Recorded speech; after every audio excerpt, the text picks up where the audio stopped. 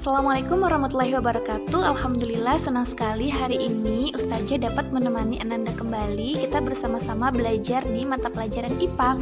Hari ini insya Allah kita akan belajar tentang pemuaian zat.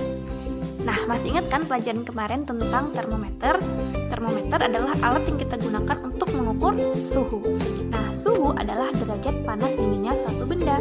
Nah, ternyata panas atau kalori itu dapat menyebabkan benda mengalami yang namanya peristiwa pemuaian. Ada yang sudah tahu tidak apa itu pemuaian?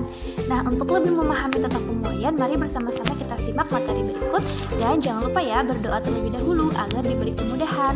Dan siapkan diri Ananda, siapkan alat tulisnya, catat hal-hal penting yang Ustazah sampaikan, dan semangat belajar!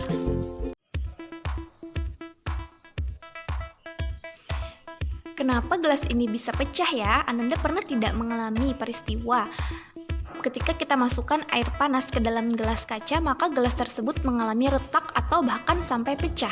Kira-kira hal ini karena apa ya? Nah, jadi sebuah benda itu baik benda padat, benda cair ataupun benda gas, ketika mendapatkan kalor atau panas, dia akan mengalami peristiwa pemuaian. Memang gejalanya itu sulit kita amati secara langsung karena terjadi di dalam partikel zat tersebut. Tapi kita bisa melihat pengaruhnya ya.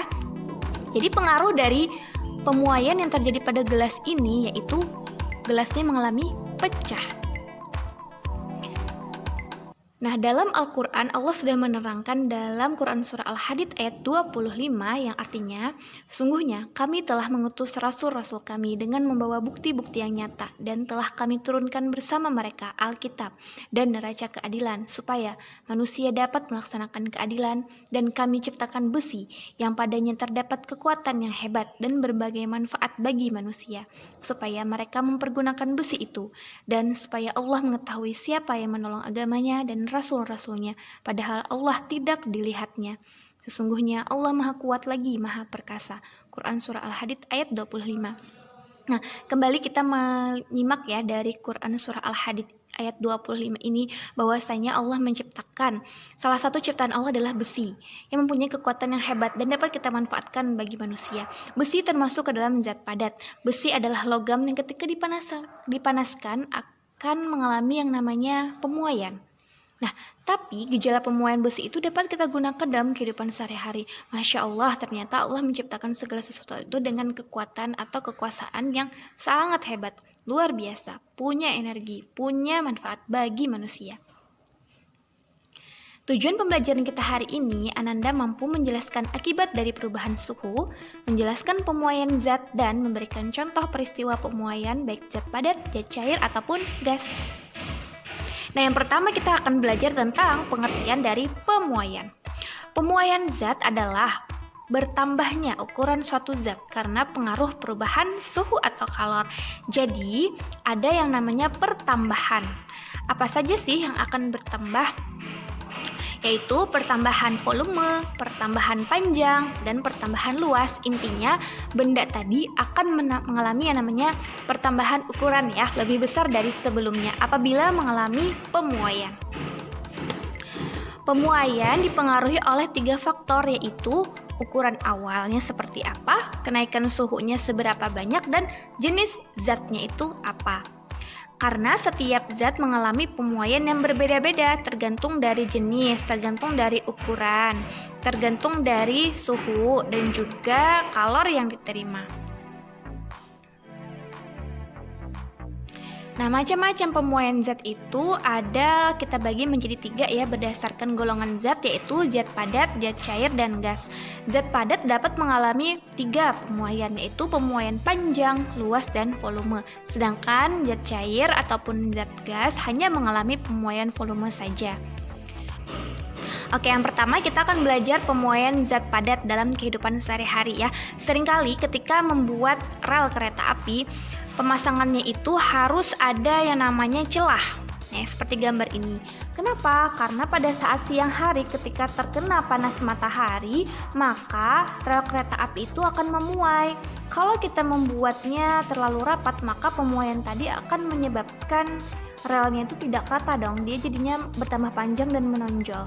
Nah, karena untuk mencegah proses itu tadi, maka dibuatlah pemasangan yang renggang supaya ketika dia memuai dia akan mendekat tetapi tidak yang namanya bertabrakan ya. Jadi ada celahnya seperti itu. Nanti kalau sudah malam hari, suhunya sudah dingin, maka pemuaiannya itu juga berhenti atau dia kembali lagi ukurannya. Nah, jadi itu.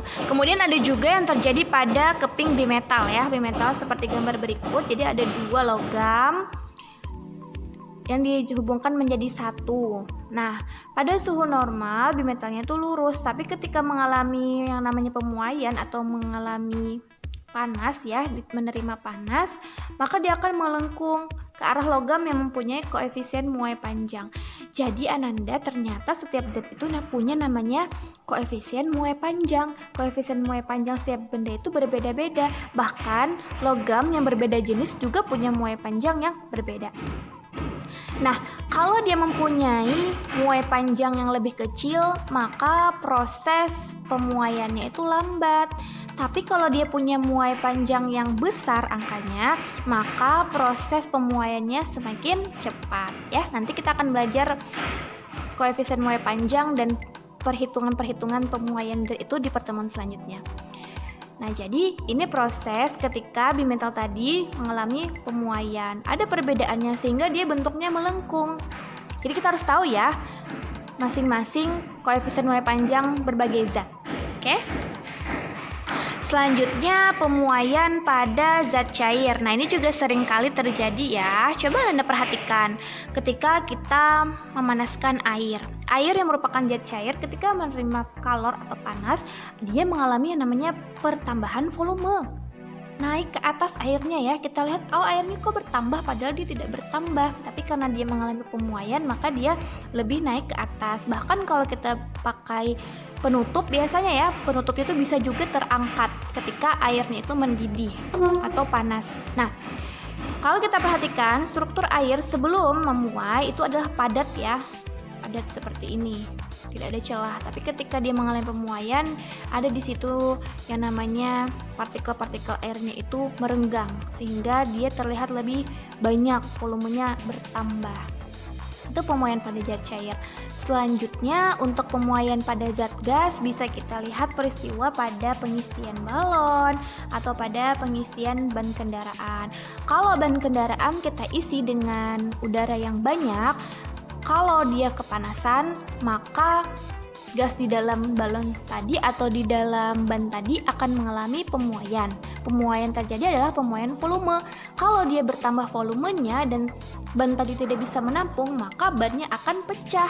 Jadi kalau siang hari jangan dipanaskan ya ban kendaraan, hati-hati kalau dia pecah karena gas di dalam itu mengalami pemuaian. Makanya kita biasanya kalau mengisi udara atau mengisi angin ya pada ban itu jangan terlalu banyak atau jangan sampai penuh banget supaya kalau dia mengalami pemuaian itu tidak sampai pecah atau kelebihan kapasitas. Oke? Nah, ada lagi di sini peristiwa pemuaian volume yang bisa kita lihat. Misalnya ada balon kita letakkan di sebuah mulut botol ya. Ketika kita letakkan di air yang panas, oh ternyata balon tadi mengalami perbesaran ukuran. Berarti kan gas di dalamnya bertambah. Kalau kita masukkan atau kita letakkan di air yang dingin, dia menyusut kembali. Jadi pemuaian itu terjadi ketika dipanaskan, ketika dia dingin dia akan menyusut kembali. Jadi kesimpulannya pemuaian adalah peristiwa bertambahnya ukuran suatu zat. Zat padat, zat cair maupun gas dapat mengalami pemuaian apabila menerima kalor atau panas. Pemuaian zat terbagi menjadi muai panjang, muai luas, dan muai volume. Peristiwa pemuaian zat banyak dimanfaatkan dalam kegiatan sehari-hari.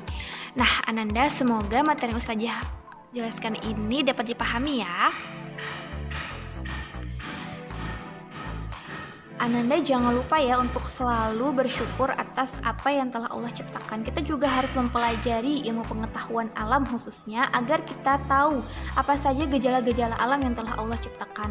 Dan dengan begitu kita bisa memanfaatkannya dalam kehidupan sehari-hari. Dan dengan belajar senantiasa mendekatkan diri kita kepada Allah bahwa ternyata Allah itu Maha Kuasa. Dan atas segala ciptaan Allah kita wajib untuk bersyukur. Nah, Ananda, masih banyak lagi ya contoh pemuaian zat, baik zat padat, cair maupun gas. Kita akan lanjutkan ke sesi diskusi. Mari sama-sama kita bahas contoh-contoh pemuaian zat di Google Classroom.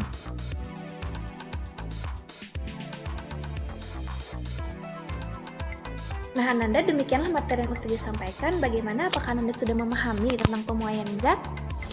Nah, semoga materi yang saya sampaikan tadi bermanfaat bagi kita semua dan Ananda memahaminya dengan baik. Jangan lupa ya untuk selalu berusaha membantu ayah dan bunda di rumah, jaga selalu kesehatannya, dan semangat dalam belajar. Insya Allah, kita akan bertemu kembali di pertemuan selanjutnya untuk bersama-sama belajar IPA kembali. Terima kasih atas perhatiannya, mohon maaf atas segala kesalahannya. Wassalamualaikum warahmatullahi wabarakatuh.